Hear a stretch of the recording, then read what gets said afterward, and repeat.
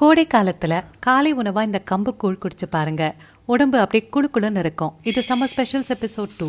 ஒரு கப் கம்பு எடுத்து சுத்தப்படுத்திட்டு இதை 2-3 வாட்டி கழுவிட்டு இதை ஒரு துணியில சேர்த்து நல்லா வெயில்ல காய வச்சுக்கோங்க. இந்த அளவுக்கு சுத்தமாக காஞ்ச பிறகு இதை ஒரு மிக்சி ஜாரில் சேர்த்துக்கோங்க. இதை ரொம்ப பிடிக்காம இந்த மாதிரி கொரப்பா பிடிச்சி எடுத்து வச்சுக்கோங்க. ஒரு பாத்திரத்தில் 2.5 கப் தண்ணி சேர்த்து கொதி வந்ததும் 1/2 கப் கம்பு மாவை இந்த மாதிரி கலந்து விட்டுக்கிட்டே சேர்த்துக்கோங்க. முதல்ல மீடியம் ஃப்ளேமில் வச்சு கிண்டிக்கிட்டே வந்து இந்த அளவுக்கு கெட்டியானதும் லோ ஃப்ளேமுக்கு மாற்றி தொடர்ந்து கிண்டிக்கிட்டே இருங்க. 10லேருந்து 12 நிமிஷம் கழிச்சு நல்ல நிறம் மாறி இந்த அளவுக்கு கெட்டியாயிரும். இப்போ மூடி போட்டு சிம்ல வச்சு 5 நிமிஷம் வேக வச்சுக்கோங்க. கம்பு நல்ல நிறம் மாறி தொட்டு பார்த்தா ஒட்டாத பதத்துக்கு வெந்திருக்கும். இதை நல்லா ஆற வச்சுக்கோங்க. ஆறின பிறகு மூழ்கிற அளவு தண்ணி சேர்த்து 8 மணி நேரம் புளிக்க வச்சுக்கோங்க.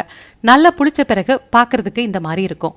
இதை நல்லா அந்த தண்ணியிலேயே கரைச்சிட்டு இதில் 1/2 கப் தயிர் சேர்த்து நல்லா கலந்துக்கோங்க. இது கூட மாங்காய் துண்டுகள் 1 டேபிள் ஸ்பூன் உப்பு சேர்த்து கரைச்சிட்டு சர்வ் பண்ணும்போது வெங்காயம் சேர்த்துக்கோங்க. ட்ரை பண்ணுங்க.